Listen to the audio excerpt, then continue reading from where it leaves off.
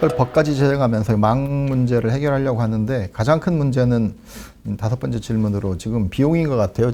그 정부가 계획하고 있는 망을 다 하려고 할 때 들어가는 비용이 한 56조, 57조 정도 얘기하는데 지금 한전 재정 상황으로는 이거 투자하기 힘든 상황이고 한전한테 시키면은 그래서 지금 민간도 참여시키고 그다음에 또 이 투자비를 어떻게 마련할 것인지 근데 답은 하나밖에 없거든요. 요금 인상.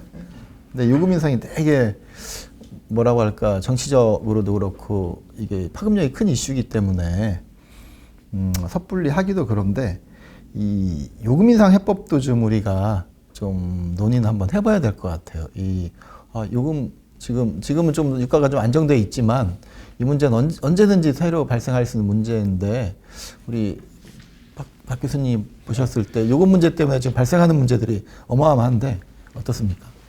그래서 요금 문제만 가지고 우리가 토론을 따로 해야 될 것 같은 정도인데요. 뭐 해결 방법이라는 게 뭐 인상해야죠. 뭐 지금 뭐 원가에 턱없이 못 미치는 가격으로 우리 소비자들이 그걸 사용하고 있기 때문에 결국 이런 문제가 발생하는데 그래서 어떤 말씀부터 드려야 될지 모르겠습니다. 하여튼 우선 한전의 심각성을 다시 한번 우리가 한번 확인해 보죠. 아마 한전이 이제는 거의 끝에 온 것 같아요. 이제 스스로도 해결할 방법을 못 찾고 지금 올 연말 이대로 가면은 우리가 한 번도 생각하지 않았던 한전의 뭐 부도 뭐 이런 것까지도 우리가 지금 배제하지 못하는 상황에 몰리고 있는 것 같습니다.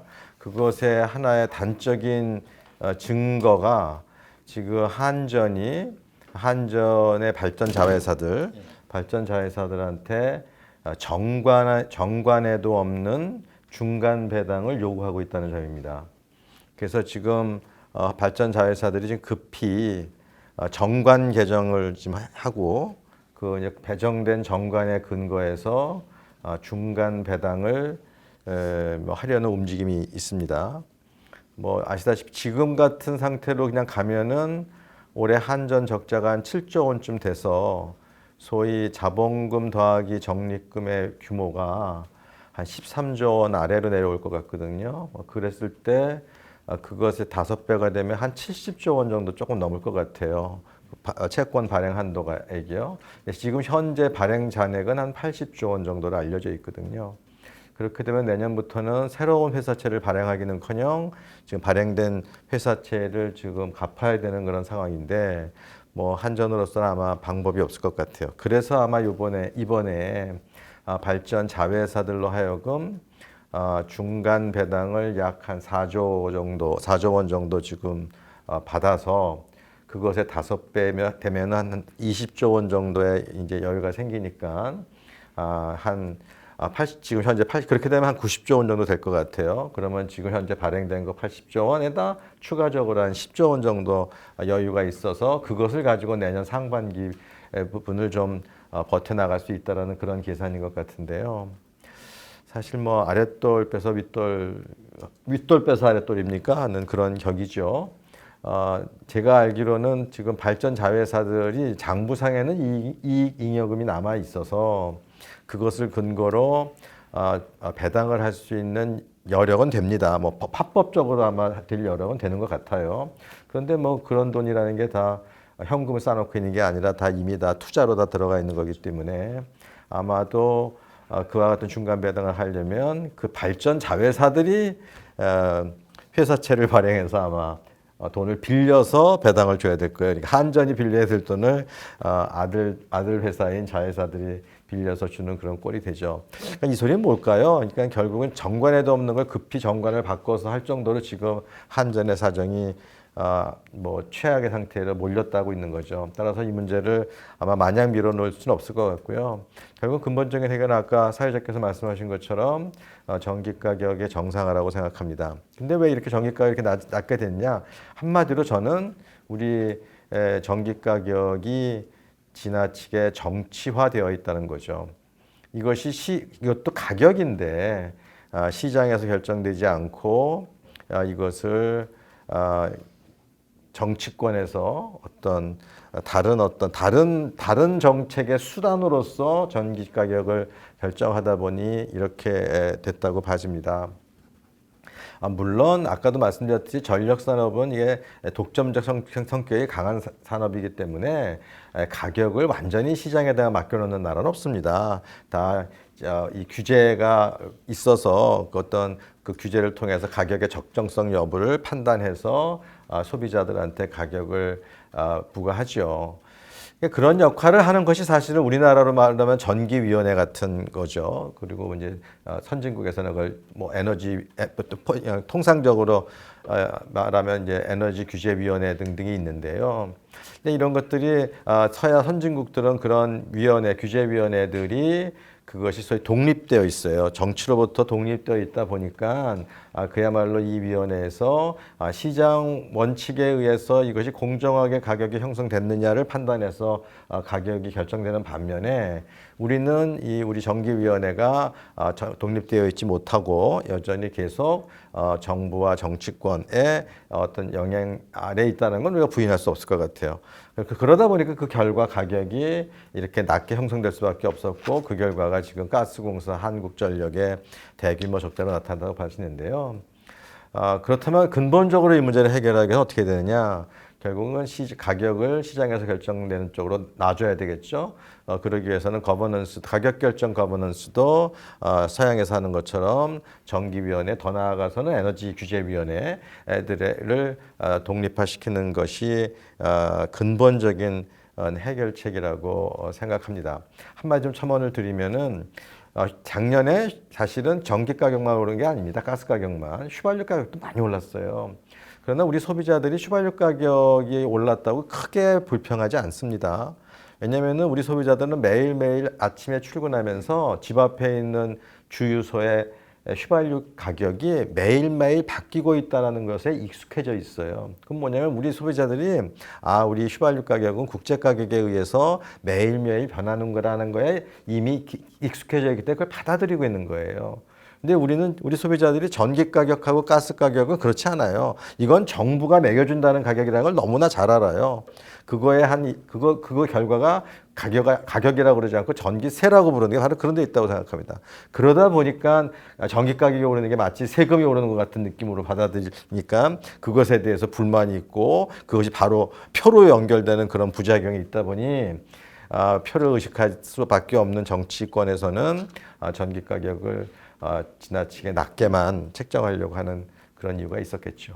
지금 이제 10차 송변율 설비 계획이 올 초에 상반기에 이제 발표가 됐는데 2036년까지죠. 설비 투자를 위한 이제 투자비가 한 56조 좀 넘는 금액이라고 그렇게 얘기를 하고 있습니다. 그런데 2036년 기준으로 또 2050년 우리 탄소 중립 목표 해인 그때 설비 투자비를 보면은 한 60% 더 늘어나는 그런 얘기를 하고 있습니다. 방금 박지원 교수님 말씀해 주셨다시피 이제 투자 재원이라는 부분이 전기요금이 이제 어떻게 보면 제일 크게 우리가 지금 먼저 생각할 수 있는 부분이고 그 외에 정부가 지금 가지고 있는 기금 활용 이런 얘기들을 할 수가 있는데 아무튼 그 전기요금이 원가를 고려하지 않은 현재 같은 좀 왜곡된 체제하에서는 우리가 미래에 대한 투자를 논한다는 것은 참 맞지 않는 얘기인 것 같습니다. 그럼 구체적으로 전력 송전망 투자에 대한 이제 부분을 전기요금에서 보면은 이제 한전이 투자를 하고 이제 망 이용 요금으로 이제 30년 주기로 회수를 한답니다. 30년 목표를 해가지고 그래서 송전 비용, 배정 비용 보면은 현재 한전에서 이제 공식적으로 발표한 내용은 아니지만 보고서를 근거로 하면은 한 10% 정도 된다고 합니다. 근데 이러한 부분들이 다 이제 총괄 원가 안에 이제 묻어가 있는 부분이죠.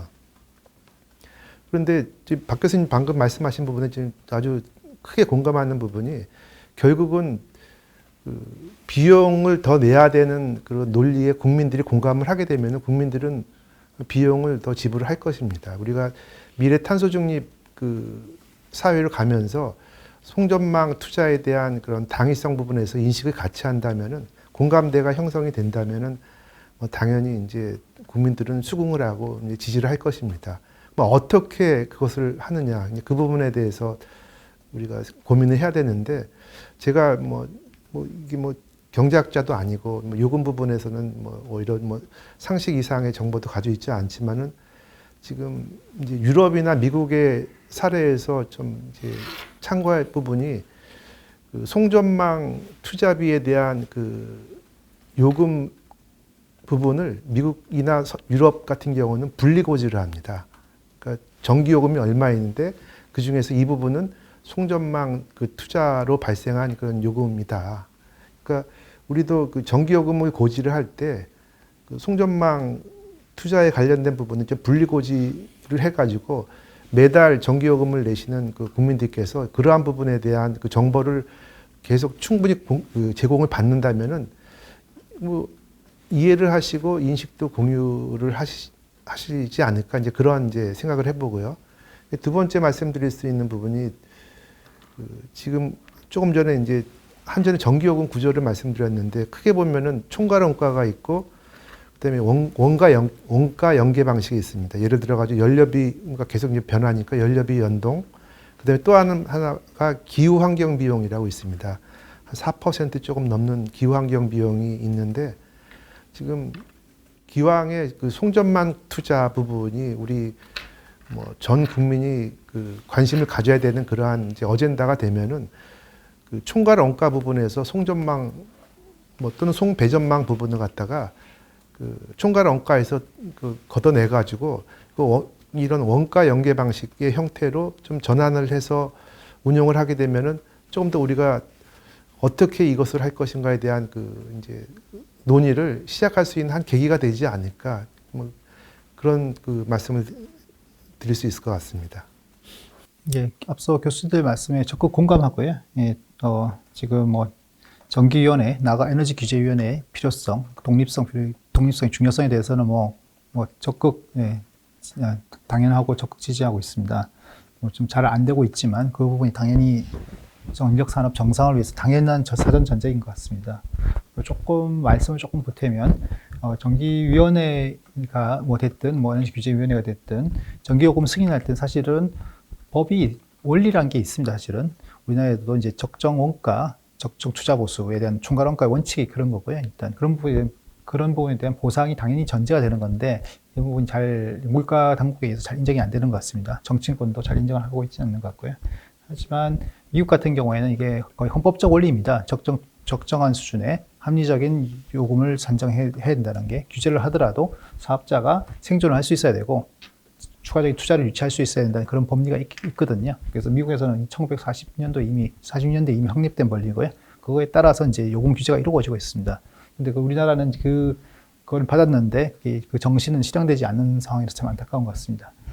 그리고 투자비 사실은 이제 우리 송전망 부분에서 투자비를 확보하기 위해서 또 전기요금 올리는 건 그 자체로 당연한 이유인데 사실은 조금 그 대규모 투자비를 어떻게 하면 좀 줄여볼까? 앞으로 이제 탄소 중립을 해야 되고 그런 부분에서 계속 송전망 건설은 필요한 상황인데 그렇다고 모든 걸 다 송전망으로 할 수는 없는 상황인 것 같습니다. 그리고 또 그렇게 되면 또 이제 결국은 땅 가진 사람들, 경유지엔 땅 가진 사람들이 계속 이렇게 아까 말씀드린 홀드한 이펙트에 따라서 계속 목소리가 커지고 계속 버티는 그렇게 해서 자기 몸값을 높이는 이런 현상이 생길 가능성이 있습니다. 우리 가로수길도 그렇고 젠트리피케이션 이런 게 있지 않습니까? 그건 모든 게 같이 망하는 그런 길이거든요. 그래서 그걸 땅에 의존해가지고 전력계통 운영하겠다는 거를 어떻게 하면 물론 불가피하고 어느 정도는 더 해야 된다고 생각합니다만 어떻게 하면 좀 줄여볼까는 좀 고민도 필요하지 않을까 싶습니다. 그래서 그런 관점에서 봤을 때 조금 생각해 봐야 될 게, 결국 이게 이제 우리 전력계통의 송전망이 계속 지어져야 하는 이유가 결국 굉장히 높은 수준의 이제 우리가 품질의 전기를 공급한다고 우리가 한전이 자랑하고 있습니다만은 그게 사실은 독이 될 수도 있다, 이제는 생각이 듭니다. 그래서, 결국 전력계통 신뢰도 문제하고 연관이 되는데요. 지금 N-2라는 굉장히 엄격한 기준, 세계적으로도 유례가 없는 것 같고요. 일본도 N-1을 하고 있는 것 같습니다. 그런 부분도 조금 고려를 해야 된다는 생각이 됩니다. 물론 이제 그렇게 되면 이게 품질이 조금 떨어지는 부분에서 불편함이 생길 수 있을 것 같습니다. 소비자들이. 하지만 그런 부분들에 대해서는 사전에 설득을 해야 되고 이렇지 않을 경우에 결국은 정전이 된다. 송전망을 건설 못하기 때문에 결국은 정전을 갈 거다. 그리고 너무 비용이 높아질 거다. 이거 감당할 수 없다. 그러니까 결국은 조금 우리가 좀 전기도 아껴 쓰는 노력도 해야 되고 적절하게 효율적으로 쓰고 또 이런 부분들 그래서 그런 어떤 전기 전력 계통의 신뢰도나 품질 기준을 불가피하게 완화시켜서 최적화시키는 필요가 있다는 좀 설득을 하고 뭐 예컨대 그러면에 따라서 예컨대 최첨단 이 반도체 공장이나 이런 부분에서는 정전이 굉장히 큰 악영향을 줄 수 있는데 그런 부분에 대해서는 조금 약간 어떤 그 UPS라고 하나요? 그런 장치에 대해서 좀 지원을 해준다든지 그런 식으로 하는 게 더 나을 수도 있겠다는 정책입니다. 어느 좀 따져봐야겠지만 그래서 그런 부분에서 송전망으로 다 커버하는 게 아니라 이제 소비자들도 약간 불가피하다 이 상황상 그런 부분에서 그 대응할 수 있게끔 하고 또 필요한 경우에는 조금 지원을 해주는 그런 식으로 가는 좀 유도하는 게 필요하지 않을까 싶습니다. 그리고 이제 결국은 또 이제 송전망 부족으로 인해서 이제 전력 계통 운영에 따른 출력 제어라든지 송전 제약 같은 게 불가피한 상황인 것 같습니다. 일단 근데 다만 아까 뭐 보상에서도 잠깐 이야기를 했습니다만은 우리나라에서 지금 전력 거래소에서 전력 계통 운영하고 있는데 기준이 조금 명확하지 않은 것 같습니다. 실계통 기반 시장을 도입했는데 이게 사실은 해외에서는 좀 유례가 찾기 힘든 조금 이상한 제도라고 지금 평이 나고 지적이 많이 나고 있고요. 전력 계통적 결국은 전기요금 인상 요인을 억제한다는 그런 요인을 했는데 결과적으로는 전기요금 결과적으로는 인상만 시켰다. 이런 평가도 나오고 있습니다. 그래서 조금 외국처럼 좀 투명하게 전력 계통 제약을 할 수 있는 게 좀 필요할 것 같고요. 그런 일본 같은 경우에도 출력 제어에 대한 룰이 다 만들어져 있습니다. 그래서 그런 공정한 룰에 따라서 운영하고 또 보상을 해주고 그리고 새로 들어온 지주자한테 되는 사실 non-form 서비스를 해가지고 좀 이제 계통 제약을 당할 수 있다. 그러니까 그런 부분에서 알고 난 상태에서 투자라 이런 시그널도 좀 필요한 것 같습니다. 그리고 이제 그 송전망 건설 부분에서는 장기적으로는 좀 LNP 시장, 그러니까 지역별 그 시장을 그 전력 거래 가격 시장을 도입해서 이런 부분이 좀 효율적으로 작동할 수 있는 기반이 이제 만들어질 필요는 있다고 생각됩니다. 간단하게 지금 이 문제가 심각하다 보니까 전력망을 특별법을 만들어야 되고 이렇게 우리 전문가님들이 나와서 말씀하시는데 간단하게 지금 우리 전력산업 현안, 이게 전력망이 가장 큰 현안인데 이런 현안을 바라보는 정치권이나 정부한테 이렇게 해서 풀어나가야 된다라는 말씀 한마디씩만 해주시면. 마무리인가요? 예. 네. 저는 뭐 마무리하기 전에 조금 앞에 우리 박진표 변호사님 말씀하신 그 신뢰도, 계통 신뢰도 부분에 대해서 좀 말씀드리고 말씀해 싶은데요. 주십시오. 네. 그 유연하게 하는 거에 동의합니다. 그런데 이것을 좀 한시적으로 좀 갈 필요가 있다라는 거죠. 이것을 왜냐하면 지금 워낙 좀 우리가 위급한 상황이니까 이것을 넘기기 위해서 한시적인 것을 해야 되고 또 그것을 N-2를 완화함에 있어서도 예를 들어서 이런 거죠. 우리나라는 좀 뭐 하면 너무 지나치게 세게만 이 규제를 하면은 능사라고도 생각하는 것 같은데요. 왜 우리 어린이 보호구역에 자동차 속도 제한 있지 않습니까? 30km. 근데 우리나라는 그 24시간 적용을 합니다. 굉장히 우리 불편하죠. 근데 미국 같은 나라 서양에서 보면은 그거를 굉장히 엄격하게 시행하는데 다만 학생들의 등하교 시간에만 제한적으로 그 앞에서 그걸 시행하고 그렇지 않은 시간에 대해서는 정상적 속도를 내게끔 해주거든요. 그러니까 뭔가 좀 보호라고 하는 것과 생활의 편의를 갖다가 적절히 조화시키는데 그런 데는 우리는 안 하고 있잖아요. 그런 것처럼 우리도 좀 그 N-2 이 기준을 갖다 좀 탄력적으로 그 계통 사정을 봐가면서 지역적으로 좀 달리하는 좀 그런 유연성을 좀 보일 필요가 있다고 생각합니다. 그리고 이것을 한시적으로 해야 될 이유가 뭐 사실은 뭐 기준을 그러니까 고혈압 환자에 대한 기준을 완화했다고 해서 고혈압 환자가 고혈압이 없어지는 건 아니잖아요. 다만 근데 기준을 너무 엄격하게 하면은 약을 안 먹고 식생활 같은 조절을 통해서 고혈압에서 벗어날 수 있는 환자까지도 무작정 약을 먹이는 그런 또 폐단이 있을 수 있지 않습니까? 그런 차원에서 좀 기준을 우리 현실에 좀 맞게 한시적으로 적용해서 이 문제를 좀 극복하는 현명함이 필요하다고 말씀드리고 싶고요. 그리고 그리고 이제 아까도 말했듯이 그렇다고 계속 송전망 늘리는 것만 능사는 아닌 것 같아요.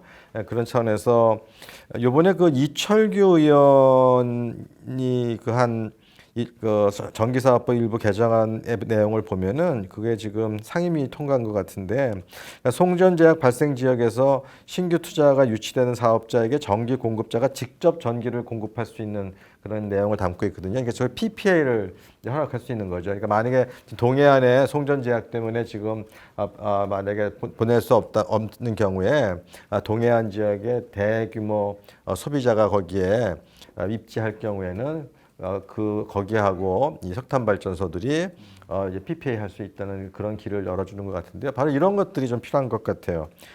그리고 또 수요 관리 해야죠. 뭐 이제 좀 아껴 쓰고 절약해야 되니까요. 그러니까 수요 관리를 위해서 뭐 DR 같은 거를 적극적으로 하는데 그것에 좀 보상도 조금은 좀 충분히 해줄 필요가 있다고 생각하고, 또 ESS도 상당히 사실 이런 것들을 잘 좀 간헐성 부분에 의해서 생기는 이런 송전 제약 문제를 풀 수 있는 하나의 대안이 될 수 있지 않습니까? 그러니까 이런 것들, 그러니까 뭐 한두 가지 뭐 특별법 하나로 문제를 해결하려고 하지 말고 우리가 동원할 수 있는 기술, 또 우리가 또 쓸 수 있는 시장 메커니즘, 뭐 이렇게 프라이스 시그널이죠. 시장 메커니즘, 뭐 이런 것들을 총동원하고 그다음에 제도에 대한 유연성 확보, 뭐 이런 것들을 통해서 일단 좀 급한 불은 꺼야 될 것 같아요.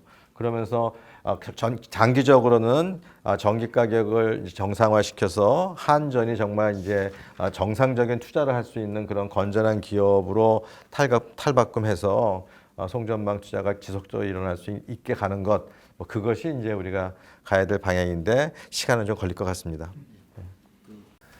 제가 드리고 싶은 말씀은 우리가 뭐 전력수급 기본 계획을 말씀을 드리면은 처음에 전원 계획이 시작됩니다.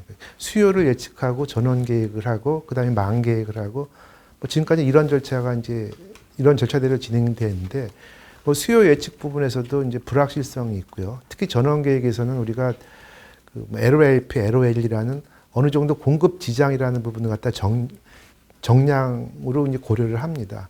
근데 이러한 부분들이 송변전 설비 계획에 넘어오게 되면은 정전 프리인 조건에서 모든 검토가 이루어집니다. 다시 말씀드리면 아까 박진표 그 변호사님께서 이제 말씀을 해주셨는데, 우리가 현재 가지고 있는 신뢰도 체계가 신뢰도 수준이 정전이 허용되지 않는 그러한 수준으로 가지고 있다. 굉장히 엄격한 체계를 가지고 있다.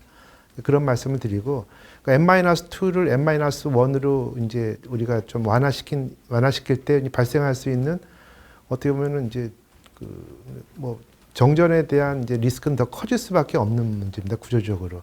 근데 이렇게 하지 못하는 여러 가지 이유 중에 하나가 우리들이 정전이라는 것에 대해서 가지고 있는 국민적인 어떻게 보면 인식 부분이 굉장히 좀 유연하게 생각을 못하게 하는 굉장히 주된 요인 중에 하나가 아닌가 이렇게 생각을 합니다. 그러니까 누군가 결정을 할 때 결정할 수 있는 어서러티를 가지고 있는 분이 뭐 일정 부분의 정전 부분에 대해서 같이 고려할 수 있는 그런 여건이 조성이 된다면 우리도 좀 더 유연한 신뢰도 체계를 갖다가 가질 수 있는 그런 이제 변화를 기대해 볼 수 있을 것 같습니다. 그 다음에 좀 이제 특별법 관련돼 가지고 이제 말씀들을 해주셨는데, 지금까지는 한국전력공사라는 단일 기관이 계획하고 입지 찾고 민원들 상대를 하고 정부 부처 찾아다니고 지자체 찾아다니고 인허가 받고 이런 걸 갖다가 전부 다 하면서 이제 여기까지 이제 문제가 이제 커진 거죠. 그런데 특별법에 담긴 가장 이제 핵심적인 내용은 범정부 차원의 컨트롤 타워를 둔다는 것입니다. 그러니까 기왕에 이제 이 컨트롤 타워가 이제 정부 중앙에 생기기 때문에 국회, 정부, 시민단체, 관련 종사자들 모두가 윈윈할 수 있는 사안이라고 그리고 공통된 인식을 갖고 앞으로 이 문제를 갖다가 이제 다뤄간다면은 지금까지 우리가 이제 가지고 있었던 그런 문제를 갖다가 해소할 수 있는 길로 이제 큰 변화가 일어나지 않을까 그런 기대를 하면서 말씀을 갖다 마치겠습니다.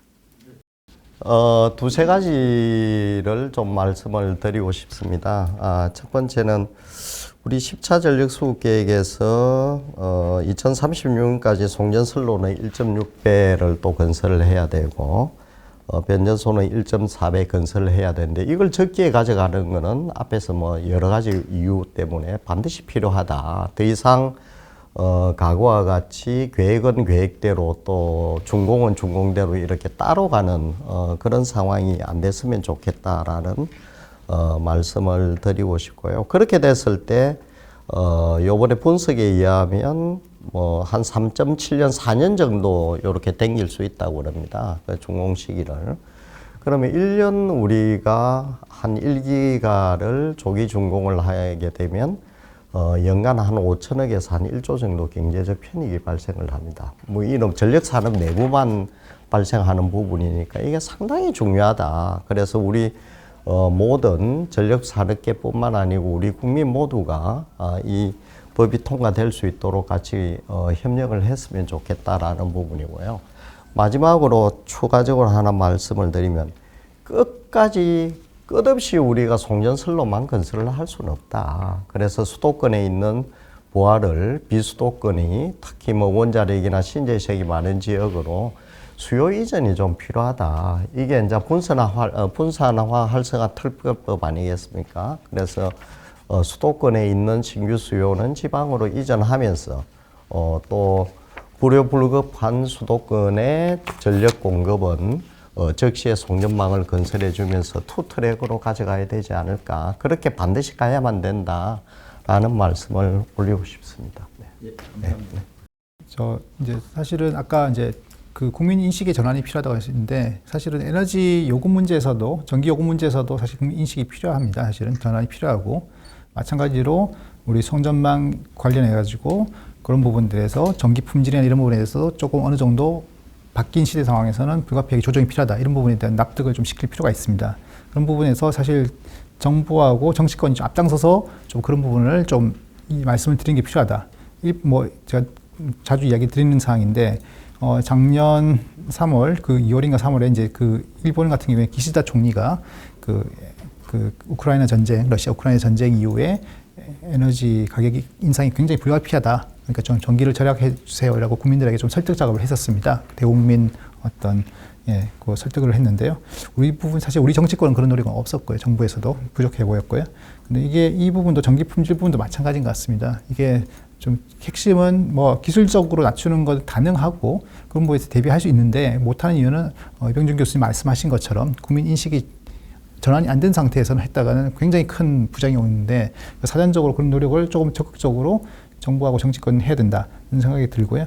또 거기서 또 우리 전기 수요자도 이제 마찬가지로 좀 필요한데 기존에는 한전이 다 싼 전기를 공급해줘 안정적으로 공급해줘 이런 게 성장 시대는 가능했는데 이제는 그게 조금 한계에 부딪힌 상황인 것 같습니다. 그런 부분에서 어떻게 보면 좀 대형 소비자 우리 첨단 그 특화단지도 마찬가지고 이제 한전이 다 알아서 해주세요. 이런 거는 불가능한 상황인 것 같습니다. 그런 부분에서는 스스로 이제 전기를 어떻게 조달할 건지, 뭐 분산 에너지도 있을 거고요, 뭐 PPA도 있을 거고, 뭐 등등, 뭐 그런 부분에서 스스로 조금 자구하는 걸 갖추고 이제 모든 거를 이제 중앙 정부에다 다 비용이고 그런 것들을 다 요구를 하는 게 아니라 스스로 할 수 있는 부분을 하고 또 부족한 부분은 좀 보완해줘. 이런 식으로 이제 좀 바뀌어야 되지 않을까. 우리 전력 시스템이 그렇게 좀 생각됩니다. 이상입니다.